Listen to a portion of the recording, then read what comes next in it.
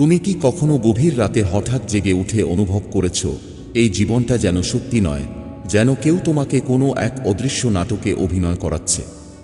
তুমি আয়নার সামনে দাঁড়িয়ে নিজের চোখের দিকে তাকাও, কিন্তু প্রশ্নটা ধীরে ধীরে ভেতর থেকে উঠে আসে, আমি আসলে কে?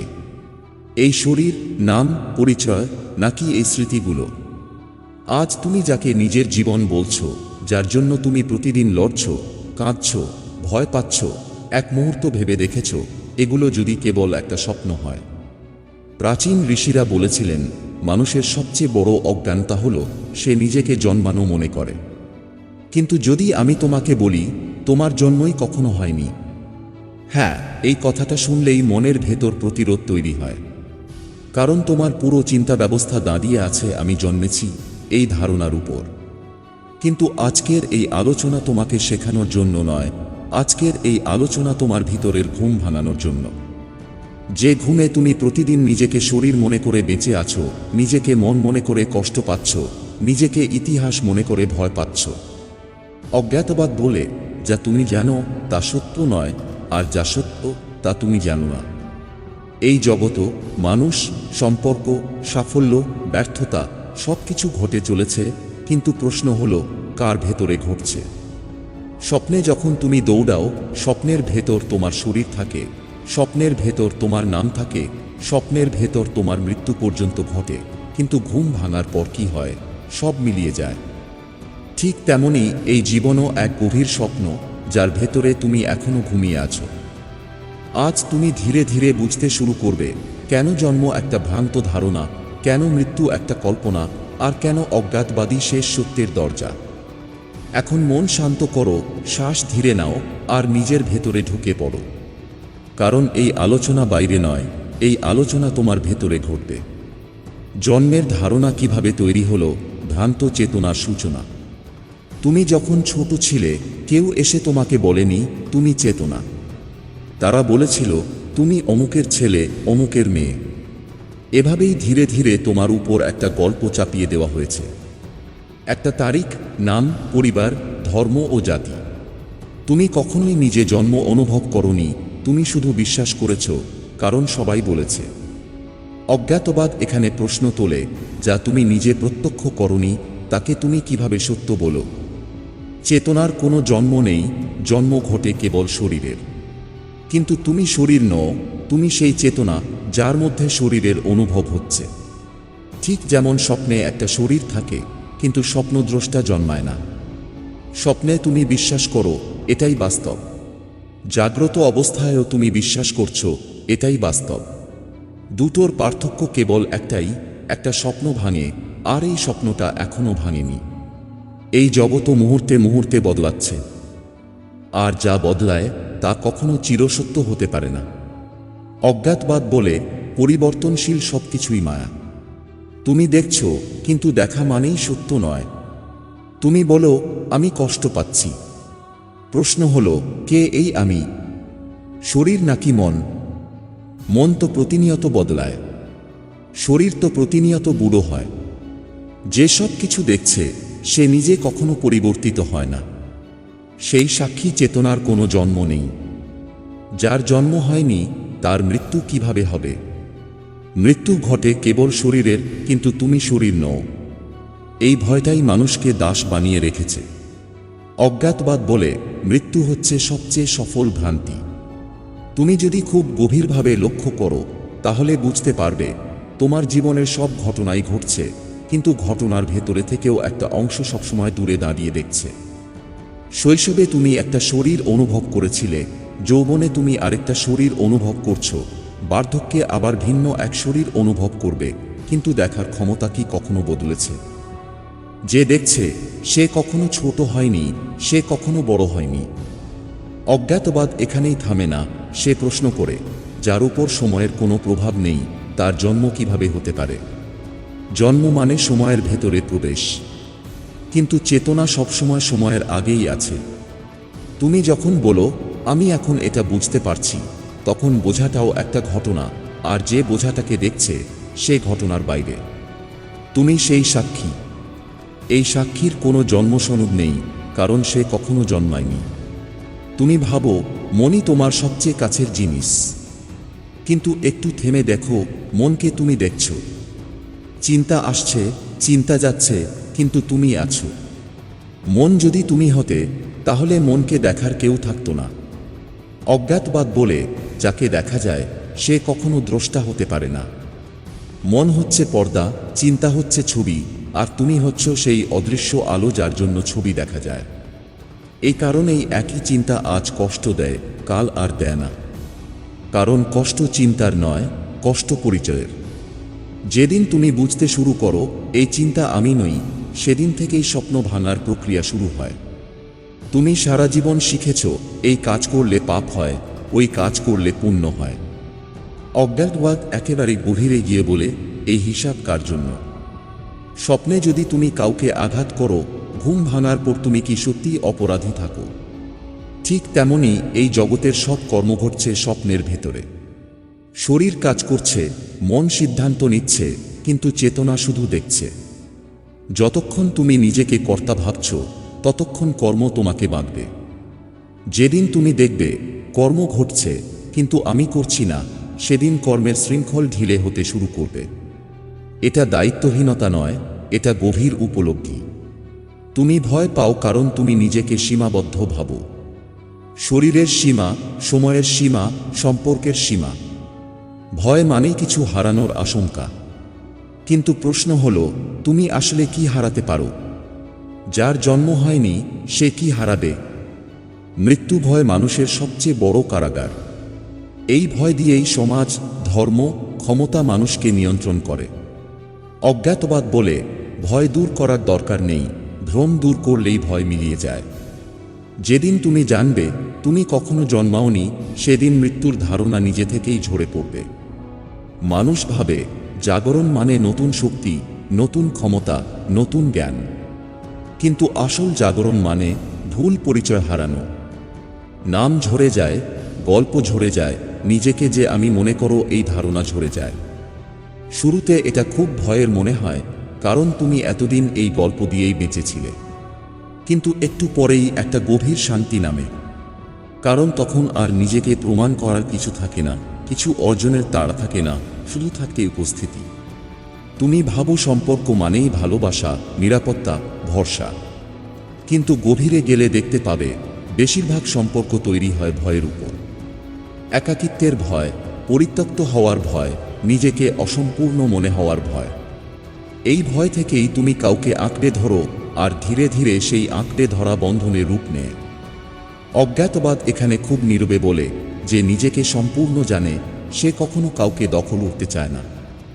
স্বপ্নের ভেতরে যেমন চরিত্রগুলো একে অপরের সাথে জড়িয়ে থাকে, ঠিক তেমনি এই সংসারের চরিত্রগুলো একটি বৃহৎ স্বপ্নের ভেতরে পরস্পরের সাথে জড়িয়ে আছে। যখন তুমি বুঝতে শুরু করো এই সম্পর্ক আমার পরিচয় নয়, তখন ভালোবাসা হালকা হয় কিন্তু গভীর হয়। মানুষ দুঃখকে অভিশাপ ভাবে, কিন্তু চেতনার চোখে দুঃখ হচ্ছে সবচেয়ে কঠোর শিক্ষক। যতদিন তুমি আরামে থাকো স্বপ্নটা ততদিন মধুর লাগে, কিন্তু দুঃখ এলে স্বপ্নে ফাটল ধরে। প্রিয় মানুষ চলে গেলে, বিশ্বাস ভেঙে গেলে, শরীর অসুস্থ হলে হঠাৎ করে প্রশ্ন ওঠে, এই সব কিছু কি সত্যিই আমার? অজ্ঞাতবাদ বলে দুঃখ আসে তোমাকে ভাঙতে নয়, দুঃখ আসে তোমার ভুল পরিচয় ভাঙতে। যে মানুষ গভীরভাবে কষ্ট পায় সে যদি না পালিয়ে ভেতরে তাকায়, তাহলেই জাগরণের সম্ভাবনা তৈরি হয়। তুমি একা থাকতে ভয় পাও কারণ তখন আর কোনো শব্দ নেই, কোনো গল্প নেই, শুধু তুমি আর তুমি। এখানেই মানুষ পালায়, মোবাইল, কাজ, মানুষ ও শব্দের ভিড়ে। কারণ একাকিত্বে মিথ্যা পরিচয় টিকে থাকতে পারে না। অজ্ঞাতবাদ বলে একাকিত্ব শূন্যতা নয়, একাকিত্ব সত্যের দরজা। যেদিন তুমি একা বসে কিছু না করে থাকতে পারবে, সেদিন তুমি প্রথমবার নিজের উপস্থিতি অনুভব করবে। মানুষ গুরুকে খোঁজে নিজের দায়িত্ব অন্যের কাঁধে দেওয়ার জন্য, কিন্তু প্রকৃত গুরু কখনো তোমাকে অনুসারী বানায় না। গুরু হচ্ছে আয়নার মতো, সে শুধু তোমাকে তোমার নিজেকেই দেখায়। অজ্ঞাতবাদ বলে যে নিজেকে জানে না সে গুরুকে দেবতা বানায়। গুরু আসলে দরকার ভ্রম ভাঙানোর জন্য, সত্য দেওয়ার জন্য নয়। কারণ সত্য কখনো দেওয়া যায় না, সত্য কেবল চেনা যায়। সবচেয়ে গভীর উপলব্ধিগুলো কখনো শব্দে আসে না। নীরবতার ভেতরেই চেতনা নিজেকে চিনতে শুরু করে। যখন তুমি প্রশ্ন করা বন্ধ করো, ব্যাখ্যা খোঁজা বন্ধ করো, তখনই দেখা শুরু হয়। অজ্ঞাতবাদ এখানে শেষ কথা বলে, যা বলা যায় না সেটাই সবচেয়ে সত্য। এই কারণেই প্রাচীন ঋষিরা অল্প কথা বলতেন আর বেশি নীরব থাকতেন। দৈনন্দিন জীবন কেন মিথ্যার উপর দাঁড়িয়ে? তুমি সকালে ঘুম থেকে ওঠো, একই চিন্তা, একই দুশ্চিন্তা, একই দৌড়। এই পুনরাবৃত্তিটাই মানুষকে বোঝায় এটাই জীবন। কিন্তু গভীরে দেখলে বুঝবে এই জীবন আসলে অভ্যাসের প্রবাহ। অভ্যাস মানেই অচেতনতা, অভ্যাস মানেই প্রশ্ন না করা। অজ্ঞাতবাদ এখানে খুব সূক্ষ্মভাবে আঘাত করে। যে জীবন প্রতিদিন নিজেকে পুনরাবৃত্তি করে সে জীবন নয়, সে ঘুম। তুমি যা করছো তা করার আগেই সিদ্ধান্ত নেওয়া হয়ে গেছে, তোমার পরিবার, সমাজ, ভয় আর অতীতের দ্বারা। তুমি শুধু সেই সিদ্ধান্তের অভিনয় করছো। এই উপলব্ধি আসলে খুব কষ্টের, কারণ এতে বোঝা যায় এতদিন তুমি নিজে বাঁচোনি, তোমার হয়ে বাঁচা হয়েছে। তুমি ভাবো আরেকটু টাকা হলে শান্তি আসবে, আরেকটু স্বীকৃতি হলে সুখ আসবে। কিন্তু লক্ষ্য করেছো কি, যত পাও ততই চাওয়া বাড়ে। কারণ তুমি যা খুঁজছো তা কখনো বাইরের জিনিসে নেই।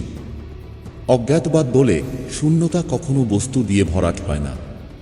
তুমি আসলে অর্থ চাও না, তুমি চাও নিরাপত্তা। তুমি আসলে সাফল্য চাও না, তুমি চাও নিজের অস্তিত্বের প্রমাণ। কিন্তু যে নিজেকে চেতনা হিসেবে জানে তার আর প্রমাণ দরকার হয় না। তখন কাজ থাকে কিন্তু তৃষ্ণা থাকে না। অনেকে ভাবে এই বোধ এলে মানুষ দায়িত্বহীন হয়ে যাবে, কিন্তু সত্য ঠিক উল্টো। যতদিন তুমি নিজেকে কর্তা ভাবো ততদিন দায়িত্ব ভারী লাগে। অজ্ঞাতবাদ বলে কর্ম করো কিন্তু নিজের নাম লাগিও না। যখন তুমি বুঝতে পারো কর্ম হচ্ছে, জীবন প্রবাহিত হচ্ছে, আর তুমি কেবল উপস্থিত, তখন কাজ হালকা হয়ে যায়। তুমি দায়িত্ব পালন করো কিন্তু বোঝা নিয়ে নয়। এই অবস্থায় ক্লান্তি কমে, অভিমান কমে, অভিযোগ কমে। এই পথ শুনতে সুন্দর কিন্তু পথ চলতে ভয়ঙ্কর।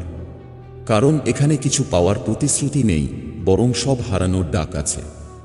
তোমার পরিচয়, তোমার বিশ্বাস, তোমার নিশ্চিত উত্তর সব প্রশ্নের মুখে পড়ে। অজ্ঞাতবাদ বলে সত্য শক্তিশালীদের জন্য নয়, সত্য সাহসীদের জন্য। অনেকে একটু দূর গিয়েই ফিরে যায়, কারণ তারা মুক্তি নয়, স্বস্তি চেয়েছিল। এই পথ স্বস্তির নয়, এই পথ সততার। মানুষ ভাবে জাগরণের পর সব সমস্যা শেষ হয়ে যাবে, কিন্তু না। সমস্যা থাকবে, কষ্ট থাকবে, চ্যালেঞ্জ থাকবে, কিন্তু ভেতরে একটা গভীর স্থিরতা জন্মায়। কারণ তখন আর সবকিছুকে নিজের বিরুদ্ধে মনে হয় না।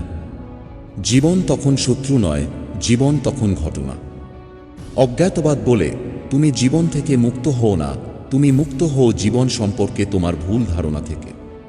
তুমি সারা জীবন বেঁচে থাকো ভবিষ্যতের জন্য। আগামীকাল ভালো হবে, একদিন শান্তি আসবে, একদিন সব ঠিক হয়ে যাবে। এই একদিনই মানুষের সবচেয়ে বড় কারাগার। অজ্ঞাতবাদ খুব শান্তভাবে বলে ভবিষ্যৎ বলে কিছু নেই, ভবিষ্যৎ হচ্ছে বর্তমান থেকে পালানোর কৌশল। যখন তুমি গভীরভাবে বুঝতে শুরু করো এই মুহূর্ত ছাড়া আর কিছু নেই, তখন আশা আর প্রত্যাশা নিজে থেকেই হালকা হতে থাকে।